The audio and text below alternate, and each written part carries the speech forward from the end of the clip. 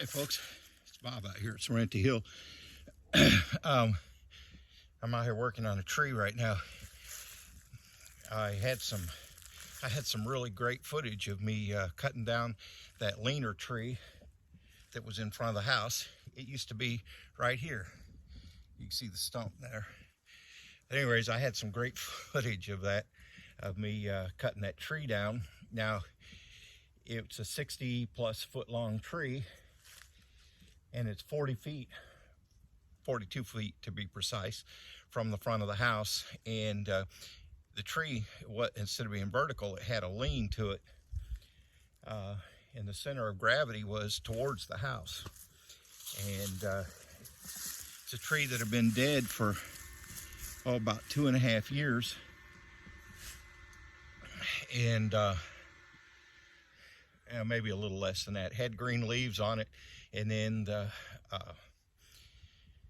when the leaves came off in the fall, it never grew leaves back in the next spring. And so, just in the past few months, it started, the bark had started wanting to peel off of it. So I thought, well, it's not going to be too much longer before that tree is going to want to come down, and it's going to want to come down towards the house. And I really didn't want that to happen, so I cut it down. Now, what I did to keep it from falling towards the house, because, if a tree's got a lean to it, if a tree's leaning and you try to get it to go the other way, it's going to want to go where gravity's going to take it. So what I did is I've got some 3-foot long metal stakes, and pounded one of those in the ground about 30 feet or so from the tree. And then I took my ladder and went up the tree and attached a chain around it, and then used some 1,000-pound ratchet straps and a come along to, once I had my notch cut, put pressure on it to try to pull it that way. And then I put my chainsaw in and started cutting. And then when I got far enough, I put a couple wedges in there. Well, what I didn't realize is that one of my wedges was a little close to the chain. When I started cutting, it kicked it out. And with it just having one rope and it wanting to fall that way anyway, my rope and chains did the trick. It kept it from falling towards the house. But since I only had one, it pivoted. And that's where I had a critical mistake. Now, it did not hit, you can see where some of those logs are. It did not hit my solar kiln, did not hit my house, but I had the ladder and my cart, as you can see there, in front of the solar kiln. And guess what? That tree landed right across the ladder and the cart. And I'll show you what those look like. Yeah, the ladder didn't fare very well. As you can see, it's bent. The tree landed on that side. I've got it flipped over, and it's broken. So that ladder is toast. Scrap heap. And the cart, you can see the wheels bent in, and it's all bent up. So I'm replacing my little garden cart because that thing's real useful. And this is what fell on top of them. So they're pretty much toast. But I'm getting good wood lumber out of it. And I'm using my Alaskan mill. I was going to take these. I was going to take these to the sawmill and get them loaded up on the truck, but it's just too heavy. The ground's too soft and having to go uphill, and it's just, I couldn't get it to pull. So I used my Alaskan mill, and I'm cutting boards 1.25 inches thick. You see them? I got them here, the first 3 in my kiln to dry. I checked them with my moisture meter, and they were at 21, 22% moisture. And I'll show you what I got set up here with this Alaskan mill. Now, I've never used one before, but I had bought this thing about 3-4 years ago. I think I bought it back before we even moved out here, so it's been longer than that. And I bought the rails with it. And what the rails do, now some people just use a ladder and screws and, you know, fasten that to the log. What you want is something flat for the Alaskan mill to run on to get your first cut. And so the Alaskan mill sits on top of these rails. It's got dogs that hold that you use pound in to hold it to the log, and they hold pretty secure. I can lift this up and it doesn't fall off. And this one was interesting. You see how narrow it is down at this end and thin. It's interesting because this log being down near the stump, it was so much bigger at the bottom than it is at the top. Now the other logs will be easier because they're fairly close to the same side from top to bottom. So what you do is you make your first cut, and Granberg did some interesting things on this. Like right here, you see where one of the dogs is located. But these rails, they're adjustable for wherever you need to put them on your log. And all the bolts on it, all the fasteners on it, work with the small end of your scrunch. And then these leveling screws are slotted, and they're the perfect size for the screwdriver tip on your scrunch. So you don't have to carry extra tools with you. You can use your scrunch that you'd use for tightening your chainsaw blade for that. So it works out pretty well, and it's really pretty lightweight. So I'll take this off from this side.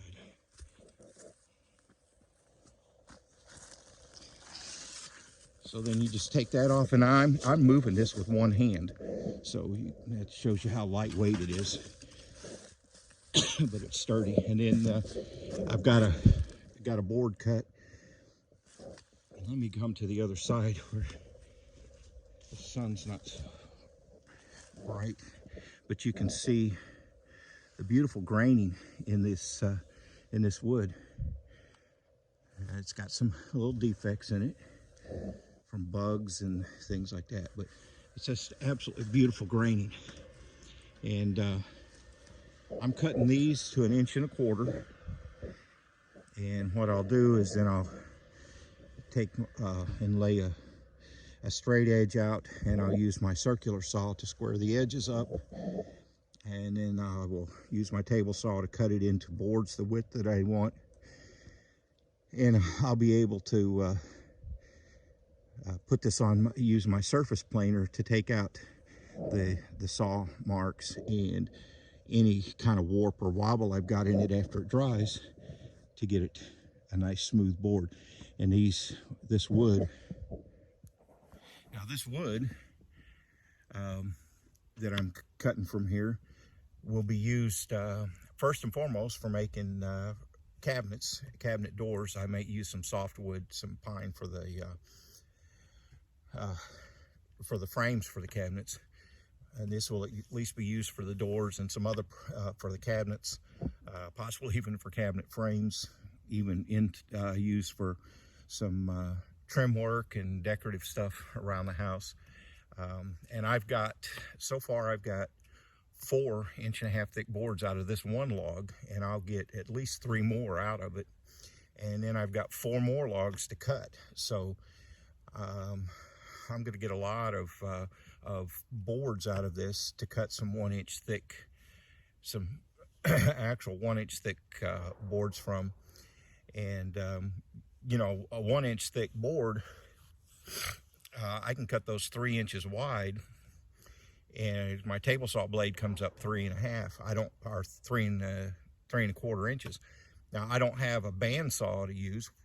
I wish I did, but I haven't sprung for spending $600-800 for an inexpensive bandsaw. The really good ones are up in the $1,500 plus range, and I haven't been able to bring myself to spend that money. I got to get my house built first.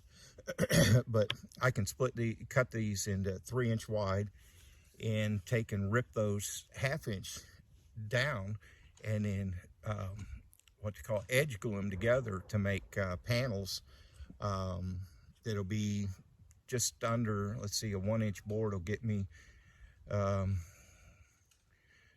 let's see, you got an 1/8 inch wide saw blade, so that gives me 7/8.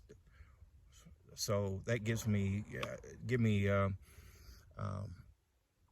boards about a little over 3/8 inch thick boards, and edge glue those together, and those would make nice panels to make for the panels for cabinet doors, and that'll let me maximize the beauty of a grain. So that'll make some real nice cabinet doors, and then use others trim around the edge for trim on that. So make some beautiful cabinet doors, and molding and trim around the house, things like that. So if you've ever priced oak boards, like a 1x3, 1x4 oak boards at the big box stores, they are expensive. And so having this source available, that's kind of like gold nowadays. And I've got a couple more trees I've got to cut down in the garden area. I got 2 oaks and a hickory that I've got to cut down. Basically 3 things I learned from, I guess 4 things I learned from that little episode. One is, if you just tie off with, you can use a rope and chains and things like that to try to guide the direction you want your tree to fall. But the thing of it is, if you just use one, it can pivot. If you use 2 at like 45-degree angles to where you want it to go, then it can't fall off to the side because of the angle of the ropes. They want to, so use 2, not 1. The other thing is, you always want to have a good escape path. And I've got more stuff around here than I really should have because it's congested in this area. But I did make sure I had a good, safe escape path. And you want to do that because if that tree doesn't fall where you want it to, sometimes I want to fall in unpredictable ways, and you need to be able to get away. You need a 360-degree escape path to make sure that you're not in the path of that tree. The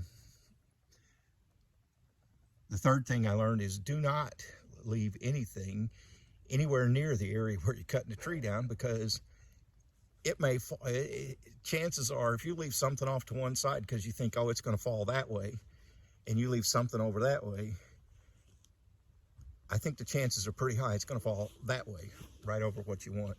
And we've all seen videos on YouTube where someone cuts a tree down and it lands on their car or lands on their truck or something like that. So you don't want that to happen. So move anything away. If it's a 60-foot tree, get everything that you don't want hit 100 foot away from it, right? Same thing with people. Don't let anybody up there close to you while you're cutting a tree, because I can't guarantee, like I wouldn't want my wife anywhere near where I'm cutting down a tree, because I had one day I was cutting down and it hung up. And so I was cutting a section out of the bottom of it to let it swing down and get out of the way. And when I was doing the initial cut, I had my wife way out of the way. And I didn't realize it because I was concentrating on what I was doing. But when I cut that piece out of there, and so it let the bottom end of the trunk kind of swing out, and I had a tree between me and the bottom end of the trunk, that would to stop it from coming towards me. So I wasn't real worried about me. But when it started coming down, I looked over where it was coming down, and my wife had come from where she was and was standing right underneath where that tree was coming down. And I'm hollering at her, move, move, move. And she was just standing there looking up at the top of this tree that was coming down at her. My heart just about stopped, folks. I mean, that was scary. Fortunately, it hung up on something else and didn't fall. Because she was just standing there watching this thing come down. So don't let anybody else, be close to you, because you don't know how they're going to react, and it's very distracting to have to worry about somebody else. So make sure they're out of the way. The other thing is I had 2 wedges that I put in there, and I didn't realize it until I went to edit the video, and that one of them was too close to the chain, and when I fired the chainsaw up, it kicked it out. So I had one on the far side and none on the side closest to me, and it fell towards where there was no wedge because it had the wedge on the other side. I think that probably contributed a little bit also into the way it fell. So that was another little interesting thing that happened. There's one more thing that I learned is I had some beautiful footage of that, but somehow in the process of editing that, I tapped the wrong thing. I'm doing this on was doing it on my phone using iMovie, and I tapped the wrong thing, and next thing you know, it was gone, and nowhere on my phone. I don't know what I did, but gone. So had to start over today. So at any rate, I'll and one of the things that I do have to do, I will tell you, I found out I can cut about a foot or so, and I have to put wedges in, and then after another foot or so, I have to move those wedges because the board wants to close in on itself, and when it does that, it wants to bind up on the chain. So you cut about a foot and you move. And I will say the chain, when I bought my Alaskan mill, I also bought a bar and chain combo. So I've got a separate bar and a separate chain, and it's a ripping chain. And it's a little narrower. It's flat on the sides. Regular chain, you've got your blades, and then it's the teeth, and then it's kind of rounded on the side, and it's a lot wider profile. Well, this ripping chain is just a hair wider than the bar. I mean, it's no wider than it needs to be, just enough to clear a space for it to cut through. The teeth are cut at a different angle. They're flat top. It's definitely not an anti-kickback chain, so it's not a chain that you would use for cutting the log. When you're cutting trees, you're cross-cutting. You're cutting across the grain. And this ripping chain is made for cutting with the chain. And it's a different chain. Now, fortunately, the chain came with a little guide that tells you what angles to file at and what file size to use and all that, so that you can sharpen it correctly. So I hung on to that because I'll have to do that after cutting a few more boards here. So it's this Alaskan mill, it's a lot of work. I mean, it'll make you sweat, it'll make you tired, it'll make you breathe hard. It's a lot of work. It does a good job.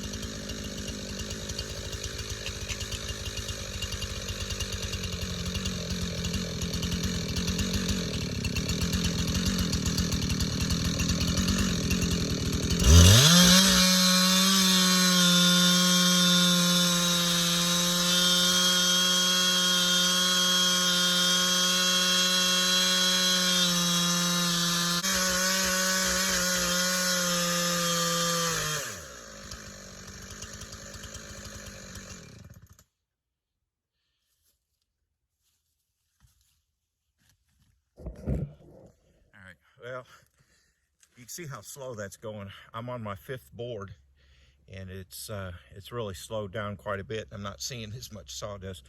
So I'm going to take this thing apart and take my chain over to my sharpener and sharpen this chain. So at any rate, that's it. I got that leaner tree cut down, which is a burden off my mind. I didn't hit my house. I didn't hit my solar kiln, but I did take out a cart and a ladder, which is going to be expensive to replace. Cart was like $130. Ladder's going to cost me over $200. So I better get lots of good usable lumber out of these trees to make up for what I had to spend replacing these things. So could have been worse. At least I didn't get hurt. And that's something you have to be on the watch for when you're doing this. All right, let me sharpen this chain, get back to cutting some more of these boards, and we'll catch you on the next one. Don't be afraid to try something you haven't done before, but try to be safe while you're doing it. Talk to y'all later.